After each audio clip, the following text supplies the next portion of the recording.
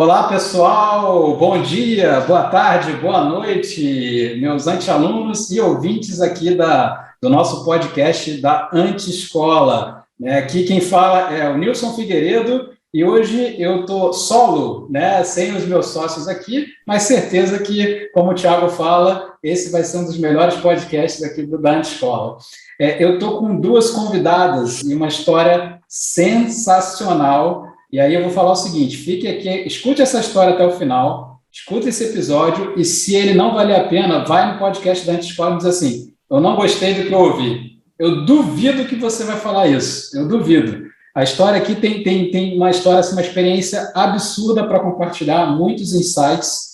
Eu estou aqui com a Natasha e com a Bárbara, e eu vou deixar elas se apresentarem, porque tem um case aqui sensacional que aconteceu até no meio da pandemia, mas fica aqui com a gente, que tem. Eu vou deixar elas contarem os detalhes, né? Sem spoiler.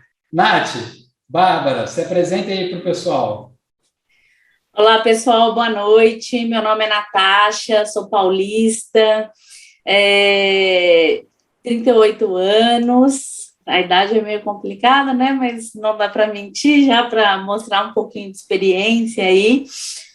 Nós somos do segmento de intercâmbio, formada em turismo pela Universidade Federal de Ouro Preto, e, na verdade, trabalhamos já há 12 anos, né, no mercado de turismo, no meu caso, 3 anos com turismo de lazer e depois quase 10 anos empreendendo na área de intercâmbio. E aí, pessoal, boa noite. Eu sou a Bárbara, sócia da Natasha, eu sou mineira, também formada em turismo, inclusive foi lá que a gente se conheceu, em Ouro Preto. Bom, também, né, é especialista em comunicação e, como a Natasha falou, ao contrário dela, afinal a gente se formou junto, toda a minha experiência na área de intercâmbio, então há mais de 12 anos, eu brinco que eu não sei fazer outra coisa senão trabalhar com educação internacional. E estou ansiosa aqui para a gente poder conversar nessa noite. Perfeito, perfeito. Bom, sejam muito bem-vindas aí ao nosso podcast. E vocês estão aqui, né? Eu estava até conversando, né, com o pessoal da Anti-Escola por um motivo muito especial. As nossas convidadas hoje, elas estão no meio de um sabático. Né? Então, assim, normalmente a gente convida alguém que né, estou faturando tanto, minha empresa está nesse nível, e próximo passo. Aí a gente falou assim, pô, vamos chamar alguém que está num sabático, mas elas estão aqui na Anti-Escola, né? E eu vou pedir para elas explicarem essa história de sabático, porque o que vem por aí, né? Por que chega. Sabático o pessoal acha que é férias, que, né? Vamos parar aqui, né? Que é férias, mas eu queria que elas contassem aqui, né? Por favor, Nath, Bárbara. Sabático, é isso que vocês estão vivendo hoje? E o que é esse sabático? Olha, a gente está tentando, né? Como diz a minha terapeuta, você nem se dá o direito de aproveitar totalmente seu sabático, sempre arrumando coisas para fazer. Mas eu vou te dizer, para poder chegar nesse sabático aí, foi uma longa e árdua história, que eu espero compartilhar um pouquinho aí com vocês, mas neste momento aqui estudando bastante e também ansiosos para o próximo destino. Suíça e França vem aí daqui a algumas semaninhas. Opa. E aí trabalhando em vários projetos também. A gente está aqui tentando balancear um pouquinho nesse sabático e descansando um pouco também. Legal, legal. É que o sabático, até colocando em contexto, né, para quem está nos ouvindo, né, é que elas fizeram um baita resultado, né? Eu não sei se eu vou colocar certo, aí vocês me corrigem. Vou perguntar para a Nath aqui, mas dá para dizer que foi um sabático forçado, praticamente, né, pelo histórico do que vocês conseguiram atingir? Foi forçado. É difícil, né, você tomar essa decisão até de um sabático, principalmente sendo tão workaholic, e alcançando, assim, em plena pandemia, a gente teve resultados, chegamos em resultados bem significativos, né, a gente conseguiu bater todas as metas, na verdade, superamos as metas, então a gente estava no nosso auge. há muitos anos a gente falava sempre, né, quando você está conversando com amigos, aquela coisa, todo mundo fala, vontade de tirar um ano sabático, só que é muito difícil quando você está tendo resultado, porque você fica, eu vou frear esse momento, como é que vai ser isso? E aí, como a gente estava basicamente fazendo uma transição de carreira, e a gente acabou fazendo um exit das empresas para, né, buscar esses novos projetos profissionais, que, enfim, falaremos um pouquinho aqui sobre tudo isso, acho que chegou o melhor momento de aproveitar, né, esse sabático, apesar de, como a Bá falou, né, da dificuldade que a gente está tendo, porque a gente é muito inquieta, então, para a gente fazer sabático é estudar, é estar em movimento, é viajar, é se conectar com outras pessoas, enfim, e é isso que a gente tem feito, né, acho que na nossa vida de empreendedora, assim, apesar da gente já fazer isso, quando a gente estava nas empresas no dia a dia, era mais difícil fazer com qualidade, né? Hoje a gente está conseguindo também balancear um pouco mais essa qualidade, aproveitar um pouco, mas também não ficar parada. Legal, legal. E aí, então, assim, o exit, né, ou seja, a venda da empresa de vocês, fizeram, né, até para o pessoal entender o contexto, fizeram com que vocês tivessem que dar uma pausa, né? Até porque cláusulas, né, que normalmente são negociadas em situações como essa, exigem que a pessoa não compita, né, com aquilo que ela passou adiante, mas eu quero, vamos compartilhar então a história de vocês, né, queria voltar um pouquinho aí no passado, né, Nath e Bárbara, né, como é que foi essa história? E aí eu queria até fazer um parênteses, que é o seguinte, pessoal, a gente está falando do setor de intercâmbio, de educação internacional, tá? E a gente tem um case aqui, no meio de uma pandemia, tá? No meio de uma pandemia, né? Covid começou, ninguém estava esperando, fronteiras bloqueadas, né? Dólar indo para as alturas, e esse time aqui que vos fala, né? Super bombando de vender em um case de sucesso. Então, assim, eu queria dar essa chamada aí para vocês e perguntar, né? Sempre foi assim? Da onde surgiu isso? Então, se vocês puderem compartilhar aí essa história de sucesso, mas eu sei que provavelmente não foi só de sucesso, né? Queria. Eu costumo brincar, assim, olhando toda a minha trajetória, o passado, que eu tinha tudo para dar errado. Não quer dizer que deu 100% certo. Na verdade, nem é sobre isso, né? Mas eu digo que é sobre superação, assim. Desde detalhes pessoais até detalhes profissionais. Eu era uma garota extremamente tímida, não que eu ainda não seja um pouco tímida, mas muito tímida, baixa autoestima. Vim também de uma realidade de uma família de classe média baixa, assim, né? Uma família não tinha tanta grana. O foco da gente sempre foi educação. Eu acho que foi uma coisa que a minha família sempre priorizou, porque entendia que a educação era a forma de uma mobilidade social ali, e de repente, obviamente, com muito trabalho, perseverança, as coisas, né, foram acontecendo, assim. Eu vim de uma família zero educação empreendedora, minha mãe era do lar, ela lecionava, chegou a lecionar para crianças, mas aí depois, né, parou quando a gente nasceu, eu e meu irmão, e o meu pai era metalúrgico, então trabalhava na Uzi Minas, e assim, quando eu mencionei que eu iria empreender, inclusive, eu tinha um bom cargo, eles assustaram, eles falaram, meu Deus, mas... o que você está fazendo? Você tem certeza? Depois que deu tudo certo, a minha mãe, muito engraçada, a Ariana, falava, não, eu sempre apoiei. mas foi um baque, assim, no início, né? E até a trajetória em si, desde, né, de ter me formado, eu me formei e vim para São Paulo com a cara e com a coragem, assim. Cheguei a morei de favor mesmo na casa da tia e da avó da Natasha, né, a gente se formou, eu entendia que não tinha muita oportunidade na minha área lá em Minas, e aí, vamos para São Paulo, e dormia no colchonete numa sala de um apartamento de 41 metros quadrados, assim.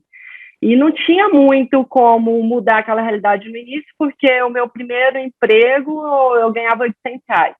Então, até para poder alugar um apartamento, enfim, era uma situação meio complexa. Então, sempre uma trajetória, eu diria que de ponderar, né, de abdicar, né, sempre tive que escolher, assim. E então, depois que entrou, né, também na parte de empreendedor, que a gente abriu a empresa, também foram anos, assim, de muita construção. Obviamente que a gente tem hoje é um resultado aí de um longo caminho, mas o início de longe foi mil maravilhas, muito pelo contrário.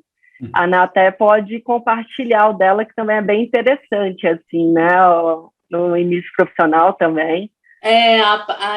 Com certeza, assim, minha família já é de São Paulo, né, mas meus pais moravam em Ribeirão Preto, mas eu tinha tia e avó aqui, e eu falo, né, meu pai era também de classe média, minha mãe do lar, meu pai bancário, e meu pai tem que fazer administração, medicina e engenharia, né, aquela coisa padrão. E eu falava, meu Deus, a única coisa que eu sabia é que eu não me via sendo meu pai. Eu falava, meu Deus, eu não quero nada parecido com isso.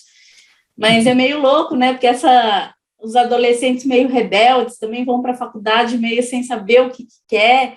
Eu sei que mais do que o curso em si, porque a gente escolhe turismo, né? É um curso que, se eu for ver, não me ensinou nada, assim, eu diria que nem 10% do que eu faço, né? Do que eu fiz na minha vida profissional, eu aprendi dentro da universidade, aprendi muito mais dentro da minha república, né, lá em Ouro Preto, de vivências que eu tive, de ir morar sozinha, de morar fora, de, né, ter que me virar, porque é diferente da Bá, a Bá ainda era de Minas, estava com a família mais perto, eu já era o contrário, minha família longe, mas eu acho que o intercâmbio também que eu fiz durante a universidade, essa experiência acabou me trazendo mais conhecimento, assim, para querer empreender, inclusive. E aí, falando mais do início do empreender, né, porque de resto foi igualzinho a Bárbara, chegar em São Paulo, tentar emprego, conseguir emprego de R$800, isso depois de trabalhar 3 meses de graça, porque ainda tinha que fazer um teste, né, isso é até uma coisa que eu gosto de falar muito. A gente fez a Universidade Federal. A Universidade Federal, hoje, ela te doutrina muito para um esquerdismo, assim, um anti... nada, assim, né, sem falar de política, sem lados políticos, mas você não entra na faculdade lá dentro da Federal, ninguém te fala como é que vai ser o mercado de trabalho e como você vai ganhar dinheiro. Então, quando você sai completamente perdida. Quando eu entrei na faculdade, eu achava que eu ia ser ministra do turismo.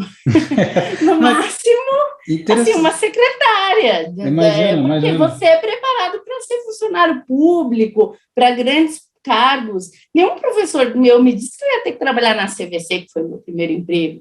Sim, eu imagino porque, assim, é comum não existir uma educação empreendedora, nenhuma. Né, em tudo quanto as faculdades normalmente, né, e desculpa, assim, vou generalizar mesmo, né, elas normalmente vão te ensinar lá as teorias e tudo mais, né, e quase te levar para uma carreira acadêmica, né. Exato. E aí quando você vai para o mercado, você percebe, nossa, tem várias coisas aqui que você tem que buscar essa educação sozinha, né. Até assim, um parêntese, né, a antescola surge por causa desse tipo de coisa, né, a gente aqui preocupado em entregar a educação empreendedora, em aumentar o empreendedorismo, né, fomentar, ajudar, conectar empreendedores, porque a gente é muito órfão, né, desse tipo de conexão, de treinamento sobre isso, né.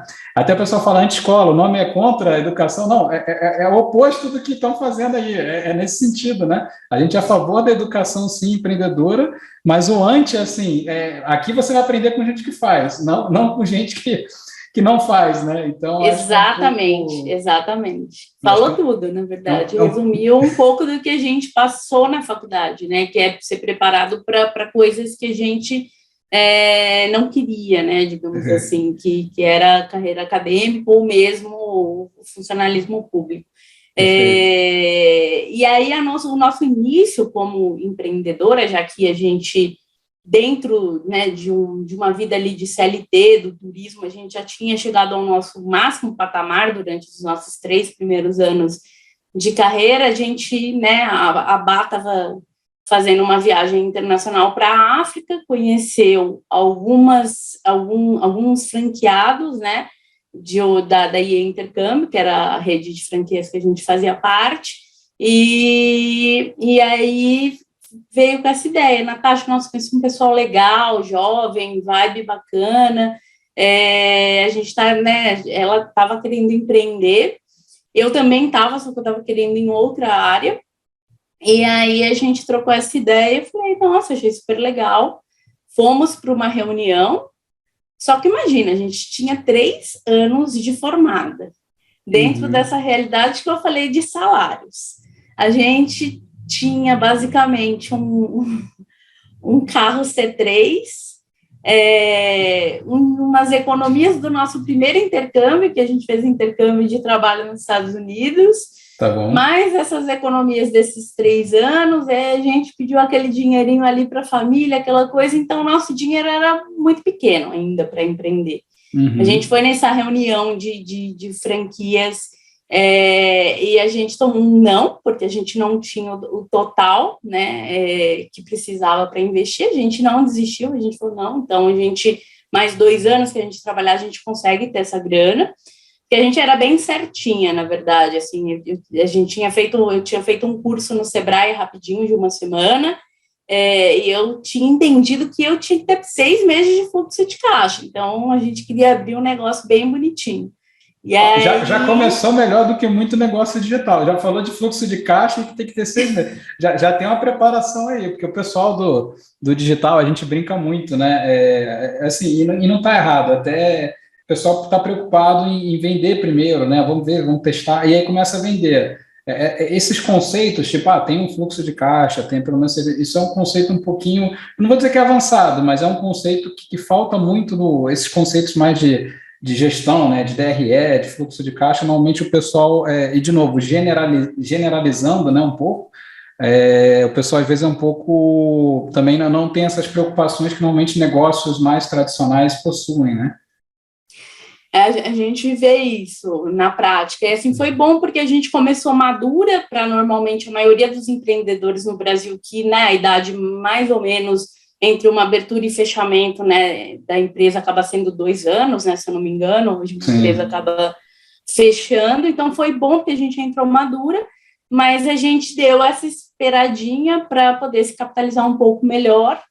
E para nossa surpresa, a gente, na verdade, acabou sendo chamada novamente pela marca, né, pela franqueadora, como oportunidade de São Paulo, e aí, assim, com muito pouco, como eu falei, a gente vendeu tudo que a gente tinha, então a gente decidiu, que é o que eu falo, né, que o início de empreender é muito difícil, você tem que ter realmente vontade, persistência e estar disposto a arriscar, né, que é o que eu falo. A gente tinha uma vida...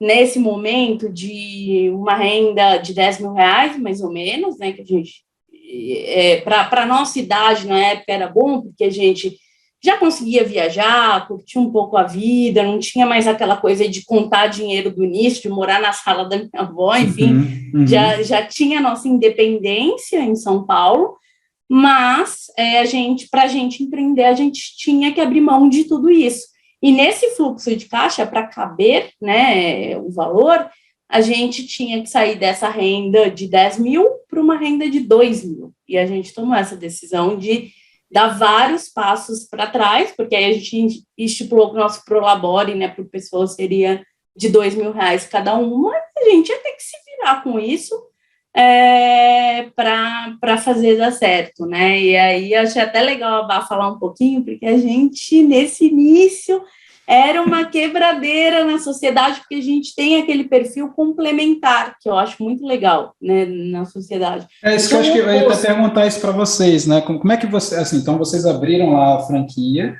tá correto dizer que era basicamente, simplificando, né, uma venda de intercâmbio, né? Vocês tinham que vender, a empresa basicamente era uma franquia que vende programas de intercâmbio, é isso, né? Exato, E exatamente. como é que vocês se dividiram nessa franquia? Quem fazia o quê, né? Perfeito, eu vou deixar a Bá falar essa. A Natasha foi até boazinha, porque ela falou que lá no início, quando a gente foi para a reunião, ela não contou aqui, porque, na verdade, eu sou a que tem a memória ruim. Mas ela se lembra que nem roupa direito a gente tinha para o segundo dia de entrevista, né? A gente comprou lá um blazer, foi para a primeira reunião, e aí tinha uma segunda reunião e a gente falou, e agora? Então foi super, super complexo. Mas nesse início, realmente foi um início de muita superação, porque, como a Ana mencionou, a gente vendeu tudo que, na verdade, era um carro. Esse carro serviu como fluxo de caixa. A família não tinha muita grana, assim, olha, eu vou te emprestar. Então, para você ter uma noção, na época, eu acho que de cada família emprestou R$10 mil para completar esse fluxo de caixa. E a conta que a gente teve foi, ó, a gente vai retirar o mínimo que é para sobreviver, viver, né? Uhum. Que era pagar o aluguel, alimentação, os gastos mínimos, porque tudo que fosse entrando ia ser reinvestido na empresa, né? A gente ia formar um caixa da empresa.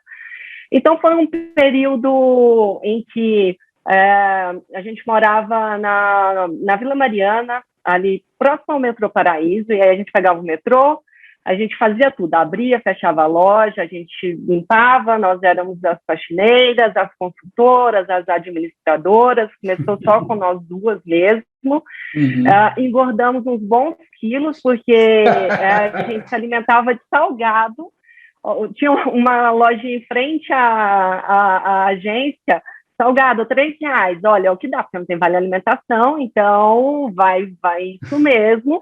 E aí foram alguns quilos nesse período aí para poder economizar bastante.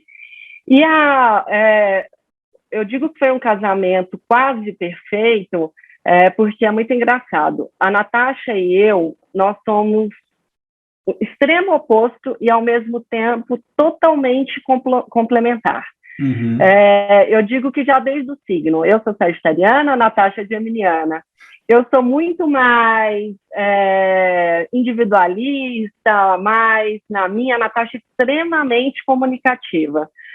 Eu sou mais planejadora. Então, desde o início, foi muito engraçado. Eu falei, Natasha, você tem experiência total com comercial. Então, você vai vender, eu vou cuidar da parte administrativa e operacional da empresa. Okay. Ela ficou possessa, porque eu simplesmente joguei ela na boca do leão, porque eu tinha experiência com intercâmbio, mas ela nunca tinha vendido intercâmbio. E aí, a Natasha é uma pessoa, eu tenho muita admiração por esse ponto dela, porque tudo que ela pega, ela se dedica, assim, extremamente, são os mínimos detalhes. Então, ela comia brochuras de escola, assistia aos treinamentos, enfim, buscava todo o conhecimento possível para poder passar para o cliente. Eu tinha pavor de atender, só de falar assim, você vai ligar para o cliente. Eu já tremia as bases, porque eu não fazia isso, eu não tinha essa educação. E aí eu vou dizer uma coisa que eu escuto muito, né, falar sobre essa questão comercial ou questão de uma habilidade você aprende. É verdade, assim. Se você falar assim, eu não tenho dom para isso, cara, eu acho que você está sendo... É muito confortável você dizer isso. Você está se limitando, né? Está se limitando. Totalmente. Eu não tinha o dom para a venda até então. E eu me tornei uma das maiores vendedoras de intercâmbio, eu diria do Brasil, quando você coloca em termos de rede, né? Porque a gente tem uma dimensão de concorrência e tudo isso, e passei a adorar atender clientes, a fazer, né, esses atendimentos. Mas no início não era assim. Então, eu ficava contando cada negocinho, porque a Natasha sempre muito expansiva, assim, às vezes até meus gastos, e eu era assim, um lápis, tem lápis aqui? Não precisa de lápis. E tudo muito manual, nada extremamente tecnológico, era assim, era Excel. E eu me lembro de um fato muito engraçado, que foi assim, ela ficou muito estressada, porque eu muito detalhista ali nas contas, não pode isso, não pode aquilo. De repente ela falou, meu Deus do céu, eu estou na minha empresa e eu não posso comprar nenhum lápis, eu vou voltar para Ribeirão Preto. Deu a crise lá. E foi legal porque a gente foi se balanceando. Eu realmente era muito preocupada, né, nesse ponto, e aí a Natasha foi me mostrando um olhar, eu fui mostrando outro olhar para ela. O oposto que se complementa, né? O oposto se complementa. Acho muito interessante isso, porque uma traz uma visão para agregar o planejamento, a preocupação. A gente fala até do perfil protetor, que talvez você, Bárbara, assumiu, né? E a Nath ali na frente, com um perfil mais comunicativo, comercial, né? Querendo gastar um pouquinho mais, assumir mais risco. Então, isso é muito interessante. Agora, vem cá, assim, aí vocês abriram. E, assim, eu sei que de lá para cá, né, claro, que eu sei que não foi de uma hora para outra, a gente até falou sobre isso, mas, assim, quando a gente soube da história de vocês, né, no meio da pandemia, com várias vendas de intercâmbio, eu falei, caramba, isso aqui o pessoal até na escola falou, né, essas vendem, né, gelo para esquimó, porque, né, tem alguma sacada aí de vendas, assim, eu acho que vocês falaram, não tinha esse time comercial, e hoje vocês lá como a top, uma das top, ou se não a top, franqueada da rede que vocês atuavam, que até explica talvez aí todo o processo para caminhar para a venda da empresa, do método de vocês, né? Então, assim, conta para a gente um pouco dessa história, né? Como é que foram os aprendizados para chegar nesse nível de vendas em plena pandemia, quando tudo está ao contrário, né? Quando tudo está... Qual que foi o segredo aí, né? Se é que dá para falar dessa forma, acho que foi um aprendizado, mas se a gente fosse tentar explicar, né? Como é que foi essa caminhada aí de vocês? Eu acho que desde o início até... a gente falou, né, desse início, mas já no segundo mês a gente foi muito diferente da maioria dos empreendedores, porque foi o que a Bá falou, a gente estudou muito, e no segundo mês a gente já teve um número de vendas muito expressivo da empresa, foi muito ativo. Então, mês a mês, a gente foi construindo esses resultados, a gente sempre teve constância, isso eu acho interessante falar, por mais que toda empresa, óbvio, tem altos e baixos, né? A gente está falando de empreender, então você tem um mês que você vai melhor, um mês que você vai pior, mas ao final de um ciclo de um ano, a gente sempre, desde o primeiro ano, estava entre as 5 do Brasil, até o momento que a gente chegou a não ser mais superado e sempre ser a melhor do Brasil. Uau. Então, né, que aí em 2018, depois de 6 anos, a gente abriu uma segunda loja. Era até proibido dentro da rede abrir uma segunda loja, porque as pessoas de sucesso que tinham aberto uma segunda loja, quando abriam uma segunda loja, declinavam, caíam. E aí, de 4 diretores, o fundador da marca, ele falou, não, se for as meninas, vocês ganharam o aval. Permito. E aí a gente abriu também da mesma forma, né? A Bá foi praticamente sozinha, sem equipe, sem nada, e já no primeiro ano a gente tirou a loja de 44º lugar para 7º ou 8º, se eu não me engano. No segundo ano já foi 4º, e no terceiro ano, que foi o da pandemia, a loja dela passou a minha e me ferrei, né? Mentira. A nossa, né? Porque a gente se dividia mais ou menos uma em cada loja, só que trocando essa gestão, né? Eu sou mais do comercial, então eu ficava uns dias lá com a equipe passando o comercial e ela passando mais a liderança, gestão, toda essa parte de equipe mais com ela. Mas falando da pandemia, especificamente, eu acho que é resultado de tudo que a gente sempre fez. Primeiro, a gente sempre estudou concorrência. Para mim, se você não conhece seu concorrente, não tem nem como você descer para o play. Claro. Porque é o básico. Então, a gente conhecia, mas assim, conhecia na unha. Por exemplo, chegava um cliente na nossa agência e falava assim, eu estou vendo um intercâmbio budget. Isso é uma linguagem que uma das nossas concorrentes usava. Esse cliente, ele não falava o nome da marca, mas a gente já sabia pelo termo que ele usava. Por quê? Porque a gente se passava como cliente oculto dessa empresa. É isso que eu ia perguntar, então, para estudar concorrência, como é que vocês faziam? Era cliente oculto? Cliente oculto. Então, assim, antes, por exemplo, da gente entrar, né, abrir as empresas, a gente visitou como cliente mesmo, fisicamente, todas essas empresas já do segmento. Uhum. No início ainda, mesmo depois que a gente abriu, a gente ainda, né, nos primeiros meses não era conhecido, então a gente continuava indo presencial. Depois a gente passou a fazer por telefone e às vezes mandava funcionário nosso também no presencial.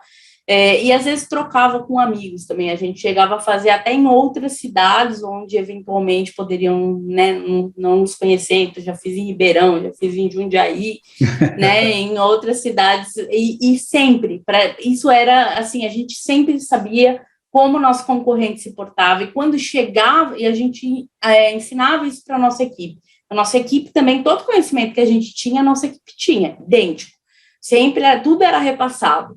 E como vocês repassavam isso? Era assim, criavam processos, treinamentos internos, como é que era?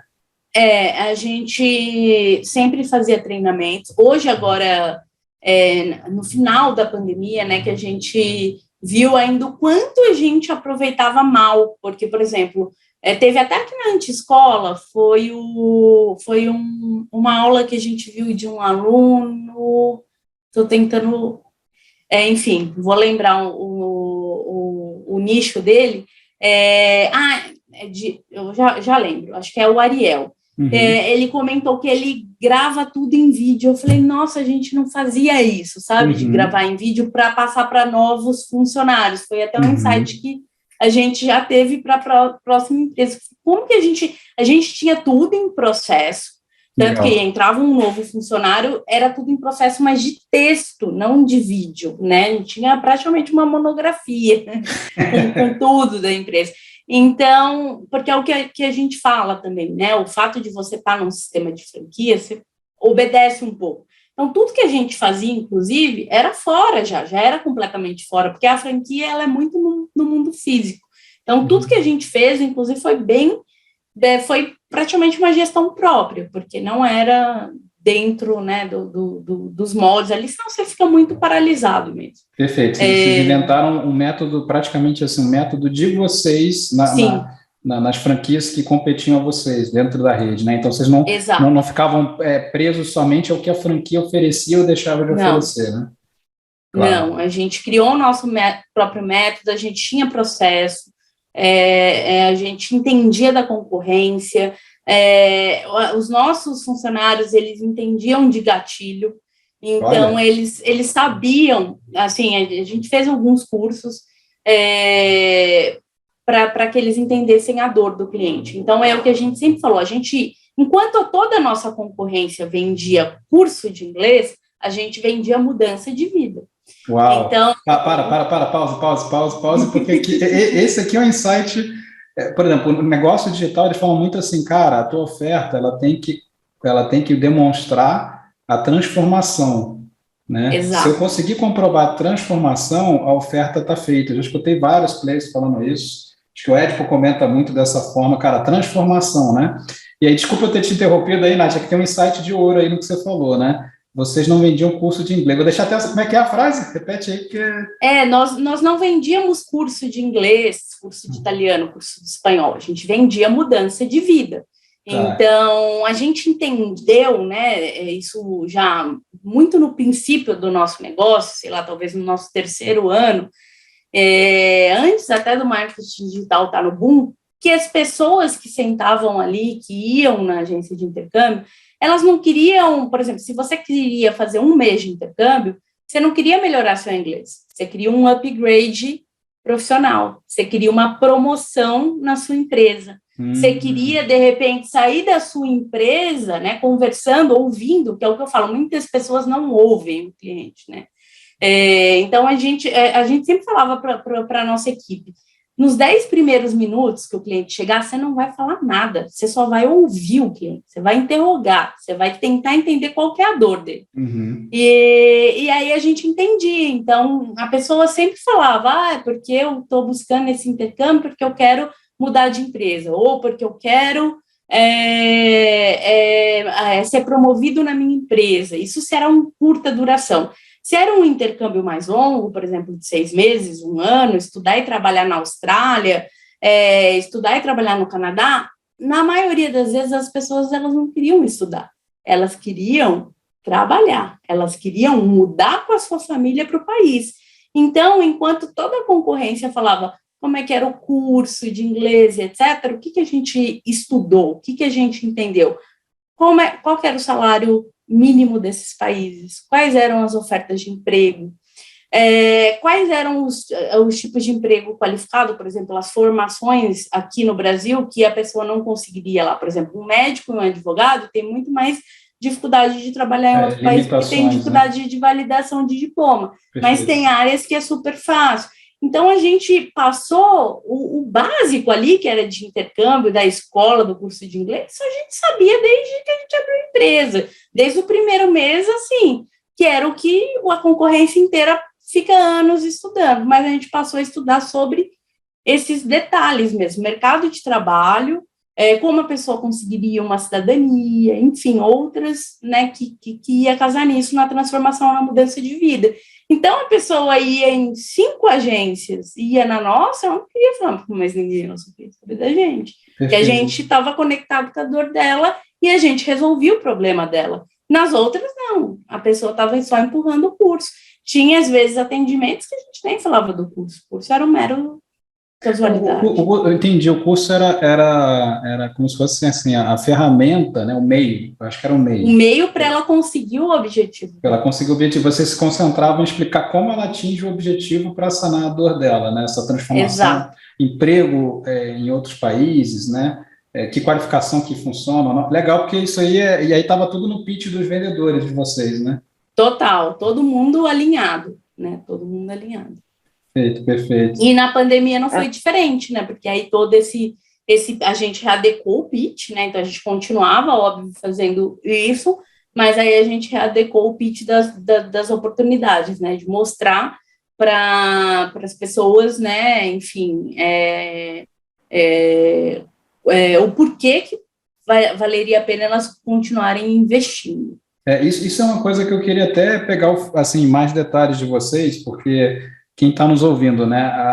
A Nath e a Bárbara deram uma aula na autoescola e o pessoal ficou pasmo de entender como vender intercâmbio, né? Que nem eu comentei antes, né? No meio de uma pandemia, com o dólar subindo igual doido, né? A nossa moeda se desvalorizando, as fronteiras bloqueadas, né? E aí vocês deram um pulo do gato lá, assim, claro, fiquem à vontade aí o que vocês puderem falar aqui, né? Em público, mas assim, eu percebi que teve uma sacada de momento, né? Como é que foi essa história? Assim, porque pandemia, acho que como é que estavam os concorrentes e como é que estavam vocês? Tinha diferença, né? Tinha muita diferença, assim. E vale a pena a gente ligar um pouquinho essa ponte do que a Ana falou com um pouco do nosso resultado da pandemia, porque eu acredito que o resultado da pandemia, ele foi aí, de certa forma, pautado num trabalho que a gente fez, né, ao longo dos últimos anos também, assim. Uhum. E eu que trabalho muito a parte de cultura da empresa, eu acho que vale a pena até complementar isso que a Ana mencionou, né, do que a gente fazia em termos comerciais, mas eu acho que tem 2 palavrinhas que resumiam um pouco o trabalho que a gente fazia, e a nossa equipe incorporou muito isso, que era a autenticidade e o comprometimento.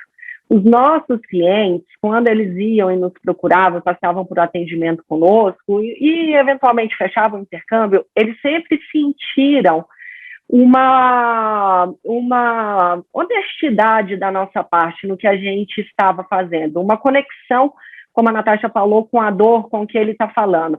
E a gente sempre fazia essa provocação com a nossa equipe, a gente falava, olha só, intercâmbio, muitas empresas vendem. Se você for aqui na esquina tem uma, ali tem a outra, a concorrência outra.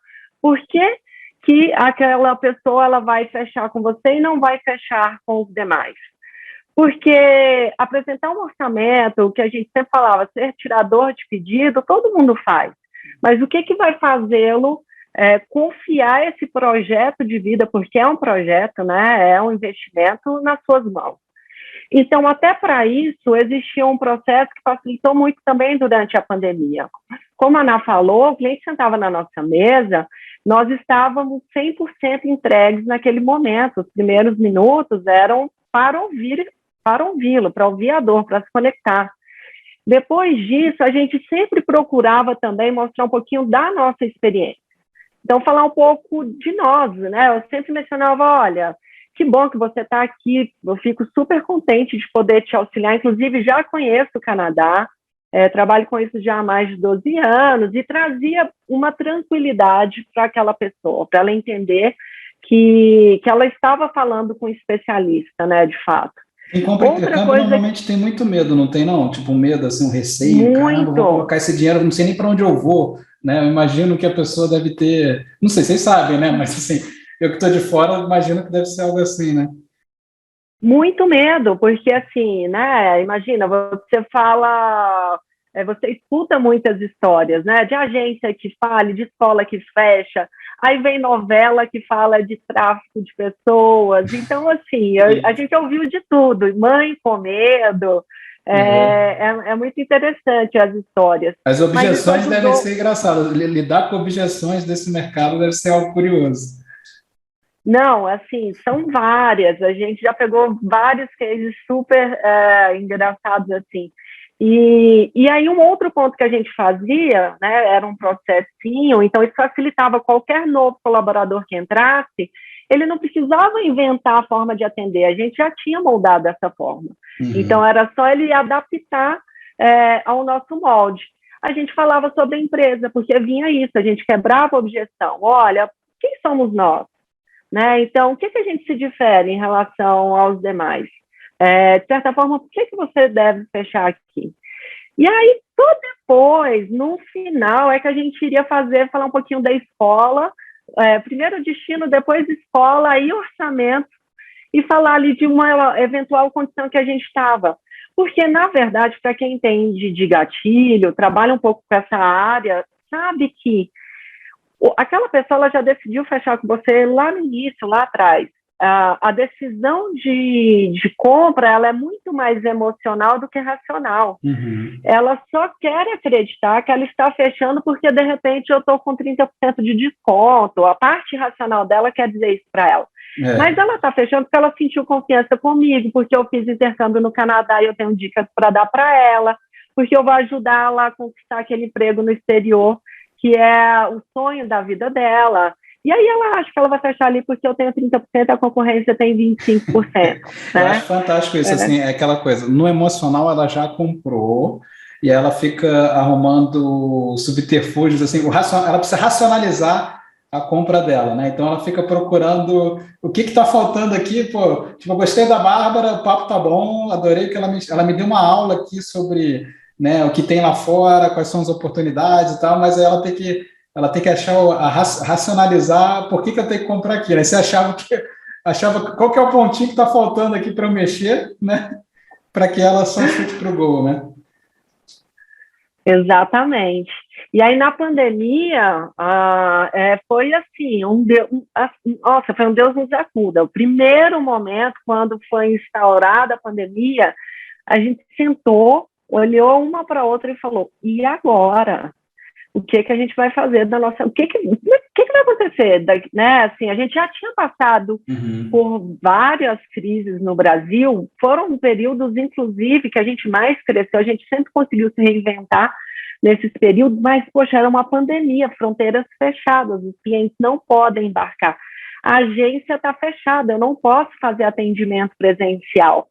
E no intercâmbio não tinha muito essa cultura do online, né, do digital. Então, meu Deus, é equipe, tudo que a gente fez agora a gente vai perder. Então, foi assim, foi muito tenso. Mas aí, passado esse momento de reflexão, de susto, a gente falou, bom, agora vamos, de fato, pensar o que a gente precisa fazer. e a gente procurou, mais uma vez, analisar a concorrência, ver como eles estavam se comportando, e a gente tinha a vantagem, de certa forma, de ser extremamente organizados. Então, desde o início, desde o lápis, lá, né, a gente sempre foi muito organizada, e isso nos trouxe uma tranquilidade também para se organizar nesse momento. Então, enquanto a concorrência estava demitindo a equipe, fechando as portas, porque, olha, deixa isso passar, quando passar eu vou pensar como fazer, a gente estava, poxa, como que a gente pode adaptar os nossos atendimentos, né? Uhum. E aí a gente fez toda uma remodelação. Acho até legal, Ana, poder contar um pouquinho dessa parte, porque foi até um desafio para a gente, né? A gente era muito habituado ao contato físico, a receber o cliente na agência, agora a gente tinha que fazer tudo de casa, em home office, a equipe nunca tinha trabalhado nesse formato, né? A única coisa que a gente sabia é que a gente tinha uma prioridade naquele momento. A nossa prioridade era dar suporte para os nossos clientes, né, que tinham confiado na gente, tinham fechado intercâmbio com a gente. Então, a gente procurou, de todas as formas, passar isso para eles, mandando mensagem, colocando no WhatsApp que a gente estava ali, disponível através do e-mail, telefone e etc. A gente criou um formato que era obrigatório todo mundo estar de uniforme e ter esse fundinho aqui, que é o fundo que a Natasha está, porque era o fundo da agência. Então, isso a gente criava uma intimidade ali com o cliente, uma tranquilidade para ele entender quem lembrar do logo, lembrar dessa comunicação visual em si e os nossos recursos humanos. Então, foi muito engraçado. A nossa preocupação ali era realmente dar suporte para esses clientes e como que a gente vai conseguir fazer para manter o nosso time motivado e não reduzir a equipe, não reduzir carga horária, enquanto todo mundo estava fazendo isso. A preocupação inicial nem foi vender em si, como que a gente vai vender, era isso. E é legal, porque assim, a gente criou uma família, o time que a gente deixou aí, né, quando a gente fez o Exit, era um time totalmente alinhado culturalmente, eles percebiam o que a concorrência estava fazendo e valorizavam a nossa preocupação que a gente estava fazendo, então literalmente vestir a camisa, e isso foi fundamental para a gente poder se reestruturar e chegar nos resultados, né, que a gente chegou. Eu acho até legal a Ana falar um pouquinho dessa parte comercial, que foi realmente um case bem diferenciado, né, Ana? A concorrência fechou? Ela fechou? Assim, muitas fecharam? O que aconteceu? Muitas. Assim, fecharam, né? Muitas fecharam, até dentro da nossa rede mesmo. Teve uma concorrente que tinha 200 lojas e a última vez que eu olhei, eles estavam com 60. Caramba. Mas conta aí pra 70%. gente mais. Qual que foi o segredo aí? O que vocês fizeram de diferente? Como a Bá falou, né, primeiro time, só que aí veio o desafio de como organizar time, né, já que a gente era muito no sistema físico. Foi aí que a gente começou a automatizar um pouco mais os processos. Então, tudo, acho que, né, que é o que todo mundo vive hoje, mas que no nosso mercado não aconteceu, né? Então, a gente tinha reuniões diárias, a gente tinha reuniões, e assim, a gente passou a usar o Slack, por exemplo, que era uma coisa que no físico não precisava, né? Então, a gente precisava ali estar todo mundo disponível a qualquer momento para alguma troca, porque às vezes a gente criava uma estratégia nova, então tinha que passar para o time ao mesmo tempo. Então, desde o início, eu acho que a organização em já reestruturar, desde qual ferramenta que a gente vai utilizar, desde, como a Bá falou, qual é a imagem que o funcionário vai passar por trás das câmeras, os webinários, que foi algo que a gente nunca tinha feito, a gente só tinha feito evento físico, né? A gente já era acostumado a fazer feira e tudo, mas o webinário foi um sucesso, né? É o que eu falo. Enquanto todo mundo fazia live, o que a gente começou a perceber? as agências de intercâmbio começaram a fazer live, sempre com o mesmo entrevistado, e quem entrava na live eram os concorrentes. Então, um ficava assistindo a live do outro, a gente se conhece, é um mercado, todo mundo se conhece. E eu falei, a gente vai ficar fazendo uma live para o concorrente? Eu falei, não é possível. E aí a gente utilizou o Zoom, que a gente já fazia as reuniões com a nosso próprio time. Não, vamos começar a fazer a nossa live individualizada no Zoom. A gente vai chamar... e a gente vamos... Uma live controlada, né? Um webinário controlado. Só entra quem eu convidei para a festa aqui, eu não quero penetra, não. Não, exatamente. E a gente ainda, se a pessoa não tivesse se inscrito, a gente não permitia a entrada, porque a gente já tentou, a concorrência já tentou entrar no nosso.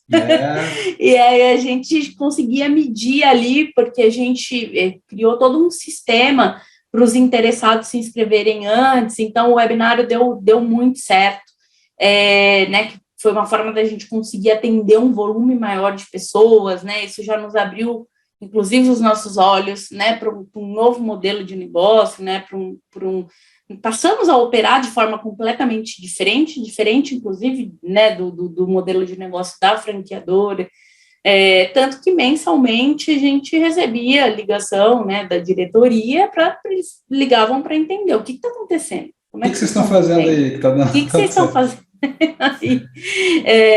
E obviamente a gente compartilhava, né, até para que todos pudessem, né, ter mais resultados, e a gente foi testando, e é o que eu falo, a gente, acho que ao longo dessa nossa trajetória também, uma coisa que a gente nunca entendeu, assim, nunca fez, entender que o mercado é estático. Então a gente sempre, mesmo antes de pandemia e tudo, a gente sempre testava novos modelos para ver se, né, a gente mudava pitch, mudava forma de, né, atendimento, tudo, jeito de comunicar, né, promoção, por exemplo, a gente sempre se comunicava de uma forma diferente. Eu, particularmente, eu não gosto daquela coisa, promoção, 30%, eu já acredito em um outro tipo de gatilho. Vou dar um exemplo bobo, que eu sempre falei com equipe, né? Muitas vezes a gente utilizava, às vezes com um cliente que estava na mesa, um cliente hot, que você vê que o cara já comprou, aquilo que a Bárbara falou, né, emocionalmente ele já está completamente envolvido, e aí o cara virava, por exemplo, e perguntava, quando que eu, até quando que eu, né, que eu posso fechar essa oferta e tal. Diferente de todo mundo falava, você pode fechar até o dia 30, na nossa empresa sempre foi proibido oferecer o último dia do mês, porque eu falo, gente, todo mundo oferece o último dia do mês, o cliente está careca de saber, é chato, ele sabe que é tipo fim de meta, em toda empresa, final do mês é fim de meta, então nossa empresa nunca teve isso. A gente utilizava, por exemplo, se ele estava vendo 2 orçamentos, cada orçamento tinha um prazo diferente, para não ficar aquela coisa de vendedor chato, e muitas vezes a gente ia ao contrário, falava, porque intercâmbio não é uma coisa que a pessoa normalmente chega e compra de imediato, então muitas vezes a gente chegava e falava, olha, não, é uma pena que você não vai conseguir fechar esse intercâmbio, porque você veio hoje, está terminando daqui 4 dias, mas não tem problema não, porque daqui 4 dias eu te atualizo, o que vai aumentar aqui são só esses 30%, e tipo, 10 mil reais, sei lá, e a pessoa, não, mas eu não quero perder, sabe, então, tipo, ao invés de ficar assim, não, porque é só até esse dia, não, mas você, sabe, tipo, ia muito num... Deixava ele falar, né, deixava o cliente falar que, não, peraí, não, mas eu não quero isso. Exato, óbvio que tudo isso tinha, né, era aquele cliente que você sentia que já estava mais conectado também, então, tinha, digamos assim, 3 cenários ali que você podia utilizar de acordo com como o cliente estava te respondendo, tudo isso era processo, que é o que eu falo, né? E várias outras combinaçõezinhas ali que a gente fazia em equipe também para realmente, assim, ter aquela questão da escassez também, da pessoa sentir que está tendo uma oportunidade. Legal. O que você falou aí é muito interessante, que assim, você já começou falando, a gente estudava muita concorrência, né? Fazia muito cliente oculto, vocês não pararam de fazer. né? Vocês tinham muito processo, né? Que vocês ficavam treinando a equipe a sempre seguir uma certa uniformidade, né? Do atendimento, garantir que o atendimento, independente da pessoa que esteja fazendo, existe um processo ali orientando as pessoas a seguirem um script, né? Vamos dizer assim, né? Tanto que até achei curioso, a Bárbara contou que o pessoal usava o uniforme mesmo estando de home office, né? Para ter essa uniformidade, essa unicidade, o mesmo fundo de tela. Então, assim, olha o cuidado aí com os detalhes, mesmo estando em plena pandemia, né? E aí você falou, Nath, uma coisa muito interessante sobre testar hipóteses, né? Na escola a gente fala muito do conceito de ter uma reunião de growth. O que é essa reunião de growth? É assim, procurar estratégias de como crescer, né? Chama boa parte da equipe e o pessoal vai jogando, só que assim, não pode ser ideia, a gente fala muito, porque se foi a ideia da Bárbara, e aí a ideia não deu certo, aí depois ela fica mais, né, um pouco mais fechada a dar novas ideias depois. Então a gente não fala que é ideia de ninguém, a gente testa hipóteses. Até a palavra hipótese para a equipe, ela tem uma carga menos, né, mais leve de carregar, né?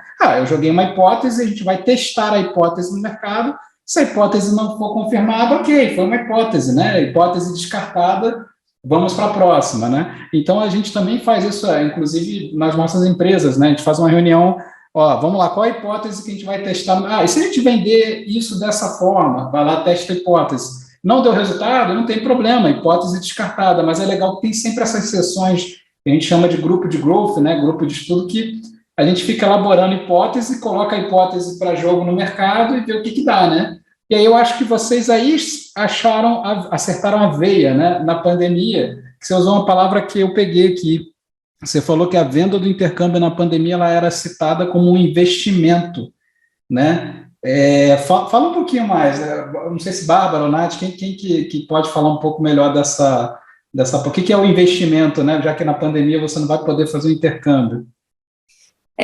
Como a gente falou, né, lá atrás, a questão do investimento, a gente sempre tratou, né, o intercâmbio como investimento, porque a pessoa, ela está buscando uma mudança de vida, ela está buscando uma transformação e, obviamente, que a gente enxerga que isso vai trazer um retorno para ela e, por isso, consideramos como um investimento. Então, sempre nas nossas lojas, desde o início, foi tratado como investimento. Mas a diferença na pandemia é que logo no início a gente novamente teve que entender qual que é a dor e as objeções desse cliente na pandemia, porque mudou um pouco, né? As anteriores já existiam, né? Como você mesmo falou, é difícil vender intercâmbio. Não é fácil, a pessoa tem diversos medos, muitas dessas pessoas nunca fizeram uma viagem internacional, algumas apenas em família, muitas pessoas às vezes abdicam, todo o dinheiro de uma vida, às vezes está vendendo tudo, então, de fato, várias dessas objeções, elas já existem normalmente, só que na pandemia vieram outras, porque naturalmente quando a pessoa já nos buscava enquanto empresa, elas já buscavam falando, eu só estou querendo saber aí quando vai abrir, quando eu vou poder me programar, porque eu sei que nem existe. Só querendo mais informação, né? Não estou querendo comprar. Totalmente curioso. E a gente falava, não, peraí, calma, não é bem assim. Então, a gente procurou entender essas dores, e aí, por que né, quando a gente falava, não, você pode comprar, você pode se planejar, as pessoas falavam, não, mas peraí, eu vou me planejar, mas eu vou ter prejuízo. Não, eu não quero comprar agora. Não, porque se eu tiver que alterar depois, mas como que eu vou saber se a pandemia vai passar? Mas como que eu vou saber se eu não vou perder meu emprego? Nossa, aí a lista de objeções cresceu absurdamente, e né? se eu morrer? Era assim, as pessoas em caos. Não, é sério, muitas pessoas fechavam um contrato e falavam, mas não tem a cláusula se eu morrer na pandemia. Eu falava, meu Deus do céu. Caramba, assim, e história real, né? História real, a pessoa preocupada com isso, né? Caramba. Surreal.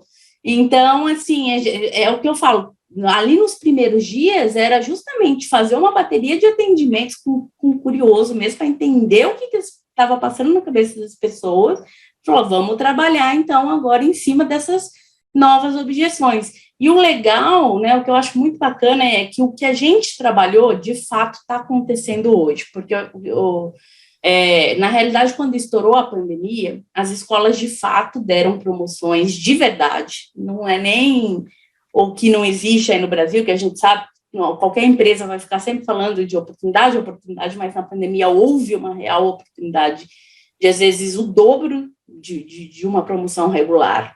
Então, a gente mostrou isso, assim, na prática. A gente pegava, sei lá, flyer de Black Friday, que é normalmente as melhores promoções do ano passado, e mostrava o que a pessoa estava tendo num mês ali regular, né? Isso era no webinário, Nath? Era durante o webinário? No webinário. Mostrava, tipo, chamava uma autoridade da própria escola, normalmente um diretor, para poder, inclusive, ser prova social, né, de que a gente estava falando a verdade, de que era uma oportunidade. Então, não só ali o consultor que estava atendendo, não só a agência, mas a escola. A própria escola lá da ponta aparecia para falar, né?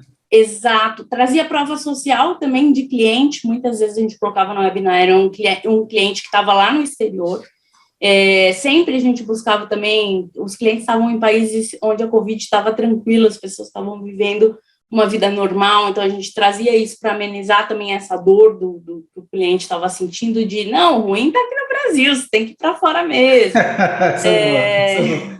Fuja do Covid, fuja do Covid. Exato. Então, a gente foi realmente conseguindo combater, né? E é o que a gente fala hoje, e a gente mostrou para o cliente, que eu acho que era o principal, que quando tudo isso, porque muitos falavam, tá bom, gostei, adorei, quando passar, então eu te procuro, né? Eu volto aqui quando a Covid acabar, olha só, quando você voltar depois da Covid, não vai ter disponibilidade, você vai pagar muito mais caro, é a lei da oferta e a demanda, e é muito legal de ver que isso está acontecendo na prática. Vocês não mentiram, né? Porque visto que está uma dificuldade agora para conseguir, né? Tudo está demorando muito mais agora, né? Exato, e a gente explicava tudo isso sempre com argumentos, sabe? Sempre pegando uma crise parecida, uma situação parecida que já tivesse, mas mostrando. Imagina agora na pandemia que a gente está falando de uma esfera, né? De um cenário muito mais, né, caótico. Então, deu muito certo, não foi mentira, e as pessoas que compraram na prática estão vendo isso, né? Nossa, agora, e aí, no meio da pandemia, foi tudo o recorde de faturamento aí que vocês apresentaram, né? Não sei se vocês podem falar o nível de faturamento, eu sei que vocês venderam intercâmbio como ninguém aí no meio da pandemia, né? Eu diria, assim, a gente chegou a receber... vender, né, faturar 7 dígitos, mas, na verdade, esses clientes geraram 8 dígitos, porque como eles, na pandemia, a gente só estava vendendo curso, depois eles iam comprar também os outros, porque a pessoa precisa de passagem, a pessoa precisa de sim, o custo total, seguro, né? Entre outros, e eles compram com a agência também. Então, só que ali no início, na pandemia, até porque a passagem aérea não estava dando para ser vendida, né? Alguns itens. Eles compravam uma parte do produto, né? Compravam uma parte, tipo, tem interesse, bloqueia para mim, né? Perfeito. Exatamente. E aí, se a gente considerar agora, depois da pandemia, que começaram os embarques, a gente já está falando de 8 dígitos. Perfeito, não, parabéns, sensacional. E aí eu acho que isso até explica o assédio, né? Acho que agora a história toda volta lá para o início da nossa conversa aqui, né? Aí veio o assédio com vocês, do tipo, pô, tem alguma coisa aí que, né, essas meninas têm aí de especial, e aí começou o assédio. Como é que foi essa história da venda da empresa, né? Como é que isso foi acontecendo até o êxito de vocês, né? Bom, então, já havia, de certa forma, um desejo nosso, né, de tirar esse sabático, de dar uma descansada, porque nós somos muito intensas em tudo que a gente faz. Então, eu até brinco que, sei lá, 9 anos empreendendo eram 18, no mínimo, assim, porque éramos 100% entregues ao negócio, né, era gestão participativa no último, assim. Então, a gente já começou a namorar essa ideia de poder sair, e nada melhor, por mais difícil que fosse, né, nada melhor que no auge, né? Então, assim, a nossa empresa, ela é muito engraçada, assim, ela é de crescimento, você não vê, sempre foi havia uma estabilidade, sabe? Nunca havia assim altos e baixos. Então, a cada ano a gente ia esperando e tendo um bom crescimento. E aí, depois da pandemia, que inclusive a gente bateu super recorde, né? Primeiros lugares. e a gente entendeu que a gente, poxa, de fato tem aí um método que faz todo sentido e que traz Mas esse resultado todo, né? Traz esse resultado todo. É um momento de sair. Óbvio que, assim, eu sou uma pessoa também muito espiritualizada, então eu acredito também numa parte lá que convergiu para ajudar que isso acontecesse nesse momento, porque aí teve até um acontecimento pessoal que foi muito, eu falei, assim, aparentemente triste, mas foi muito feliz para minha parte, porque a gente fez o exit, foi a decisão mais difícil das nossas vidas, porque, como a Natasha falou lá no início, uma coisa é você vender, sei lá, uma empresa falida, ou você apostar o que você tem, porque onde você está, né, assim, não tem como piorar, ou tem como piorar. Outra coisa é você, né, sair do seu negócio no auge, assim.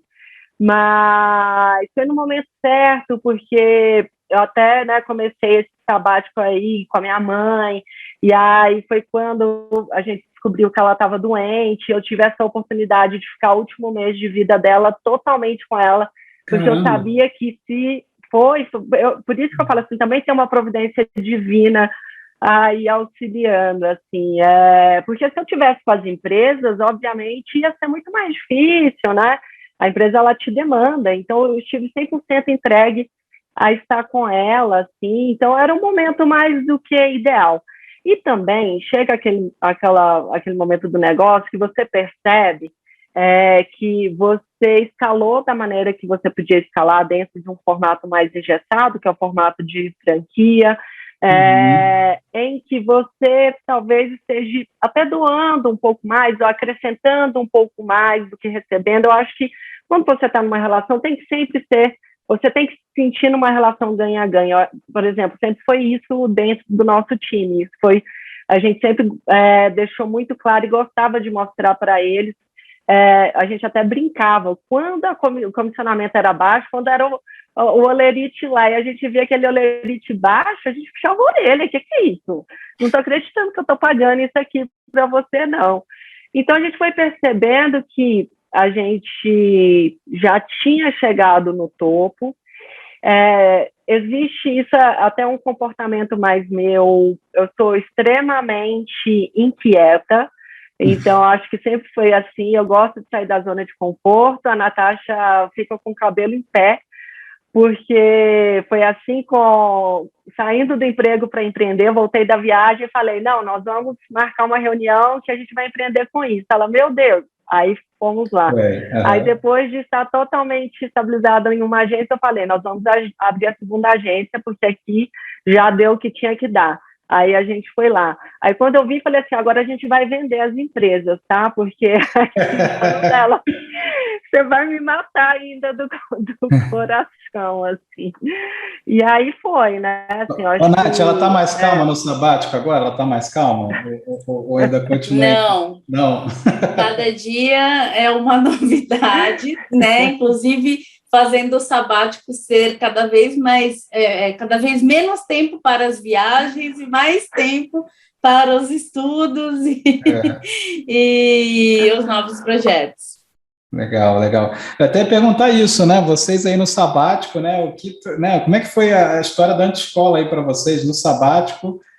O que fez vocês terem a visão de entrar para o nosso grupo, né? Qual que foi a tomada de decisão principal aí, né? E o que vocês estão achando até então? Eu vou contar até um segredo, depois eu deixo a Bárbara complementar sobre o que a gente está achando. Vou contar até um segredo. Quando, a gente conheceu você e o Richard no evento do Scott, né? Na e a gente estava, né, no evento do Daniel Scott, né? Exato, e a gente estava ali na recepção do hotel e a gente tinha uma programação de dar uma passadinha para encontrar dois amigos nossos que são empresários também ali de Campinas, para dar um abraço, conversar uma meia horinha antes de ir para o happy hour. E aí, poxa vida, e quando vocês pediram uma carona, a gente não pode perder uma oportunidade de fazer um network. A gente é muito assim, entendeu? A carona na hora certa, conhecer as pessoas na hora certa. Eu estou contando aí que a gente mudou até o planejamento só para dar essa carona para vocês e poder, enfim, conhecer vocês um pouco melhor ali. Aí eu vou deixar a Bá falar o que a gente está achando da escola. Legal, legal. Ai, não, verdade. A gente tinha super se conectado com a história lá na palestra do Richard lá, e aí, poxa, que legal, vai ser a oportunidade da gente trocar ideia aqui. E um dos motivos, inclusive, de sair da empresa e a gente entrando na escola foi isso, porque a gente já, teoricamente, não tinha mais muito onde se espelhar.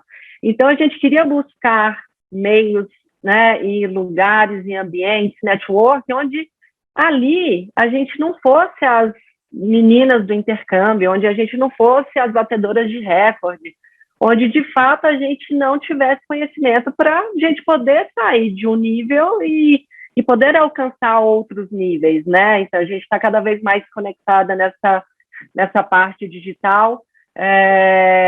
Já tínhamos tido algumas experiências antes, assim, algumas não muito boas, dos magos aí da internet, né?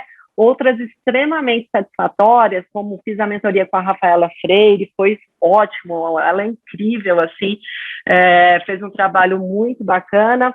E aí o Daniel Scott, a gente estava no evento dele, e quando a gente teve aquele bate-papo e vocês falaram da antescola, eu acho que era justamente, eu falei, putz, é o que a gente precisa. E nós somos extremamente, eu acho que como você trabalha com serviço, você vai aprimorando, e eu acho que até uma das dores, assim, né, das dificuldades ao longo da nossa jornada foi tentar pecar menos ali pelo perfeccionismo. A gente sempre bateu muito de frente para poder oferecer qualidade, assim. A gente se torna mais seletiva também. E aí a gente conheceu o projeto, eu falei, meu Deus, assim, eu acho que desde o início, e aí eu vou dizer, já participei de outros masterminds, de outros grupos, a entrega de vocês assim, é uma coisa bizarra, é muito profissional. Os processos, né, a troca. Você entra em alguns masterminds e você vê muita briga de ego, tentando, às vezes, mostrar ali, tanto que, às vezes, a gente já nem conseguiu falar um pouco da nossa história, e aqui não, assim, é uma troca genuína e de muito conteúdo, de muito embasamento. Assim, desde o primeiro encontro eu falo, já valeu a pena o investimento. Então a gente caiu na escola dessa forma, assim, dessa feliz forma. Muito legal, muito legal. Obrigado aí pelo feedback, né? A gente também está muito contente de ter vocês com essa experiência, com esse case aí, né? A gente fala como é que fala? Da economia tradicional, do negócio físico, né? Alguém fala negócio físico, do negócio tradicional, e é muito legal vocês usarem o sabático, né? Para explorar novos mercados, né? Que nem vocês falaram, fazer networking, e também vocês também estão olhando muito para o digital, porque vocês, querendo ou não, intuitivamente na pandemia, vocês foram lá e foram para o digital, né? Não dá para dizer que não. Webinários, prova social no webinário, é muito uma fala que é usada muito no meio digital, né? Então é muito legal ver essa proximidade de vocês agora também nesse meio digital, sabendo aí que vocês têm que respeitar o sabático, né? Mas mesmo assim vocês estão inquietas, estão explorando, né? Estão se conectando. Então, é um grande prazer ter vocês aí também no nosso grupo, né? E como convidadas especiais hoje aqui no podcast, né? E para a gente finalizar, depois dessa aula que vocês deram aí de vendas, de gestão, né? De virar o jogo, né? De uma pandemia e vender como vocês venderam, né? Ia perguntar para vocês aí que mensagem que vocês deixam, né? Para quem está nos ouvindo aí, qualquer tipo de história empreendedora, qualquer mensagem que vocês deixam aí para quem está num momento aí parecido, né? E ouvir de alguém que já fez um exit de uma empresa e está tirando um sabático, né? O que vocês podem deixar aí de mensagem final, cada uma? Eu acho que, assim, para mim a palavra é persistência, e humildade. Eu acho que são as duas principais, assim. Eu acho que a gente sempre tem algo a aprender. Quem acha que sabe tudo, eu acho que mesmo que você seja o rei do seu segmento, você sempre vai vir uma pandemia, sempre vai vir algo para te mostrar que você tem que reaprender, que você tem que se conectar com mais pessoas. Então, acho que você tem que ser humilde e ser persistente, porque não é fácil. Eu acho que, assim, ganhar dinheiro não é fácil. Pelo menos para mim, nunca foi fácil. Sempre foi através de ralação. Mas eu acho que vale muito a pena. Se a pessoa tiver persistência, ela vai chegar lá. Acho que não, acho que pode ser para todo mundo. Legal.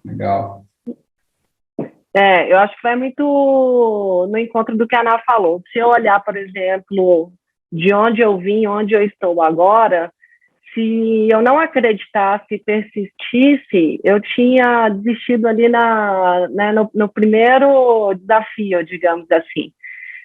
Então, acredita, acima de tudo, o que você se propõe a fazer, o dinheiro não é fácil, ele vai ser uma consequência, e é muito engraçado, a gente sempre trabalhou, nunca pensando no que aquele intercâmbio ia nos gerar de lucro, mas sempre pensando qual era a melhor opção para aquela pessoa, para onde que eu iria direcioná-la, e realmente o dinheiro, a venda, a concretização era uma consequência. Então, o que você se propõe a fazer, porque às vezes muitas pessoas querem empreender por empreender, mas nem sabem por que elas estão empreendendo ali. Seja o que for, coloque assim toda a sua energia e faça realmente de coração o que você está fazendo, porque não tem como dar errado. Assim, busque conhecimento, busque se conectar com outras pessoas.